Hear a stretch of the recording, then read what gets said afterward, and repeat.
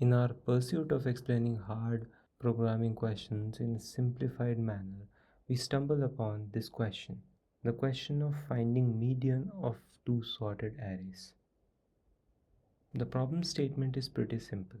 We are given two arrays, nums1 and nums2. Both of these arrays are sorted in ascending order. They are of size m and n respectively. What we have to do is to find the median of these two sorted arrays. I'll just quickly go through what is a median. So when you're given a list of numbers which are already in ascending or descending order, the middle number is what we call as median. So if we have odd number of numbers in our hands, then the middle number, in this case we have 7 numbers in our hand, the middle number, which is the fourth number, 45, is our median. But if we have even number of numbers in our hand, the average of middle two numbers would count as median. With this information, if we again look at this problem, what we find is that there are a couple of simple ways to solve it. First one is to concatenate these two arrays, sort them, and find out the median. The only issue with that solution is that it's expensive time-wise. So the time complexity of that solution is m plus n log m plus n, which is pretty expensive. The second solution at our hands is have two pointers, each of them pointing at start of each of these arrays.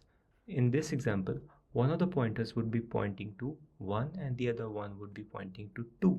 And then we'll move the pointer in such a way that we will interleave the elements such that they stay in the ascending order, and we will see each of the elements at most once. Once we get m plus n by 2 number of elements, we will not see any more elements, and that way we will be able to solve this problem in O of m plus n time. But what they want is the overall runtime complexity of O of log m plus n. So that's what makes thinking a solution for this problem pretty tricky.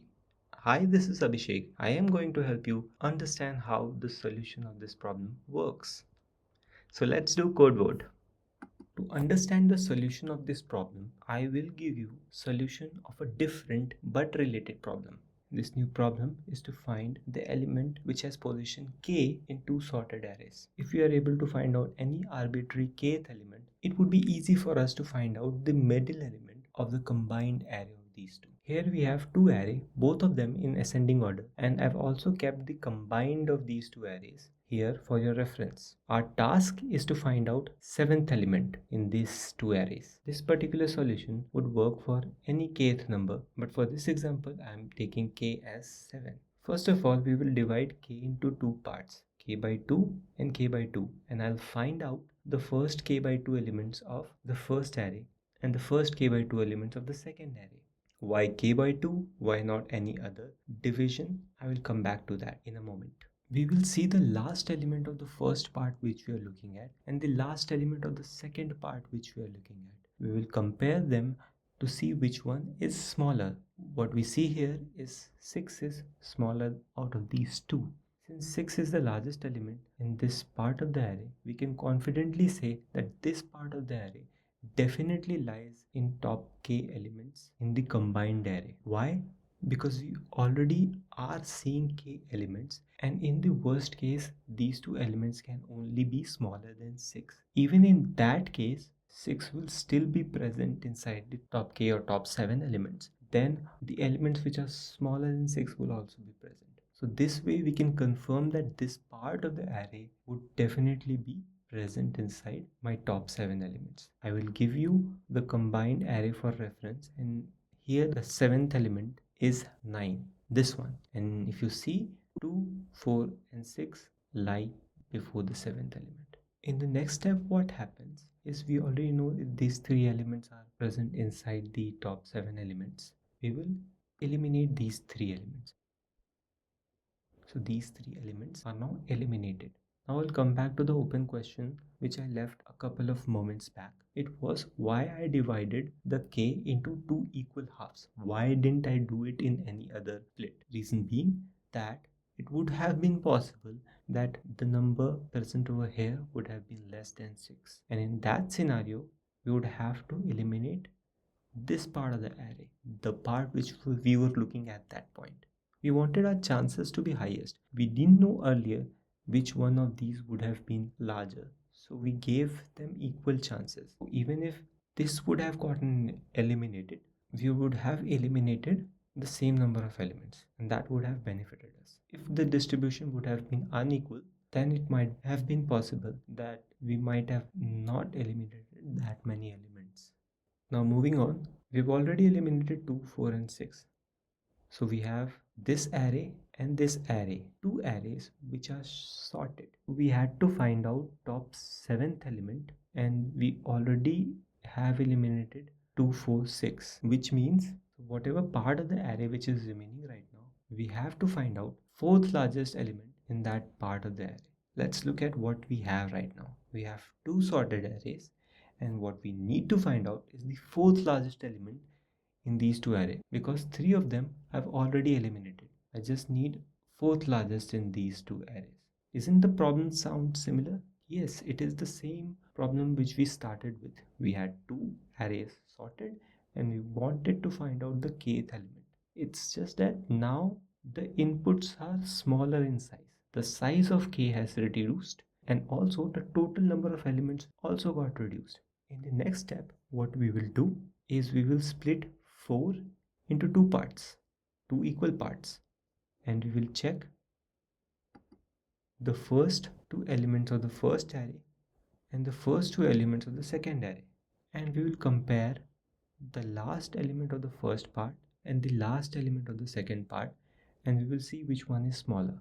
In this case, this one 3 is smaller.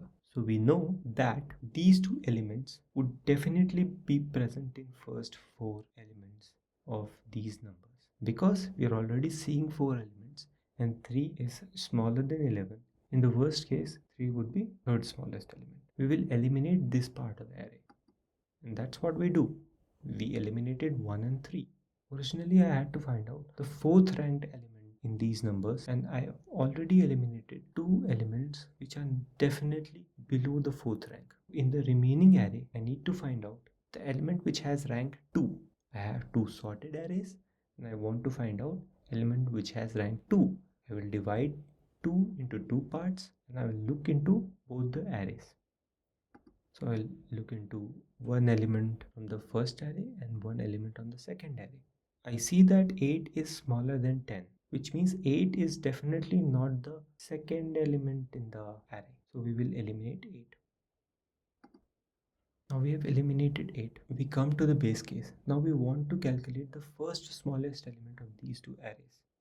We already know that these two arrays are sorted in ascending order, and the first element would be smaller of these two right now, which is 9. We already know now that 9 is the first smallest element at present, so that will be our solution. If you see the combined array, we see that this is a solution. Let's see how we'll code this. From the explanation which I just gave you, you must have observed that I was trying to solve the same problem iteratively again and again, but with a smaller input values, smaller array, smaller k value. That gives us a hunch that we might be able to solve this problem using a recursive solution, and that's what I am going to show you. I was eliminating a certain number of elements at each iteration, and that is why this is a divide and conquer algorithm.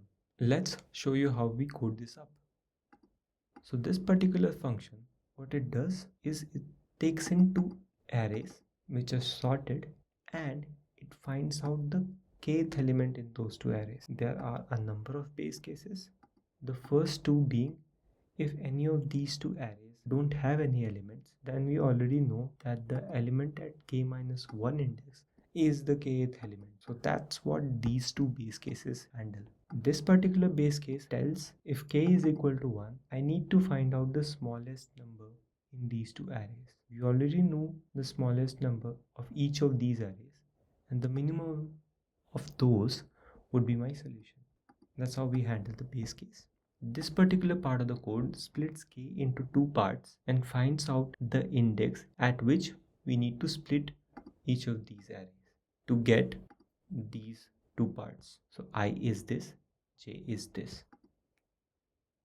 I and j. It also makes sure that we are not going over the length of these two arrays. That's why the math.min here. Now we check the last elements of each of these two parts of array. So I'm comparing 8 and 6 here. And in the next part, based on which particular part of the array which I need to eliminate, I just make a copy of that, eliminating that particular part of array. So if I need to eliminate this part of array, I make a copy of the main array by just keeping these 4 elements, and I give it back to the same function with a reduced k. So I already know that I have eliminated I elements, and I just need to find out k minus ith element in these two arrays, and that's why I call the same function recursively. If by any chance the other element would have been smaller, I would have splitted the second array and I would have reduced k by j. So I would have needed the k minus jth element in nums1 and the part of the second array. That's how you recursively solve this particular part of the code. So it gives me kth element in nums1 and nums2 array, assuming that both of these arrays are sorted. We will use this function in our main code, this one. This particular part of the code is pretty simple. It takes in two sorted array, combines the length of both the sorted array to find out how many total elements do I have. In case I have odd number of elements, I just need to find out total by 2 plus 1th element in these two arrays. If I would have had even number of elements, I would have found out total by 2 and total by 2 plus 1th element in these two arrays, and then I would have taken mean of these and returned. And that is how simple the solution of this problem is. Thanks a lot for watching. I hope this visual explanation helped making the concept clear for you. If you found the explanation simple and easy to follow, do consider supporting the channel by giving this video a like, sharing it with someone who might find it useful, and subscribing for more such breakdowns. I'd also love to hear your thoughts. Drop a comment below. Let me know if something could be explained better or what topic you'd like to see next. Until next time, keep learning. See you in the next one. Thank you.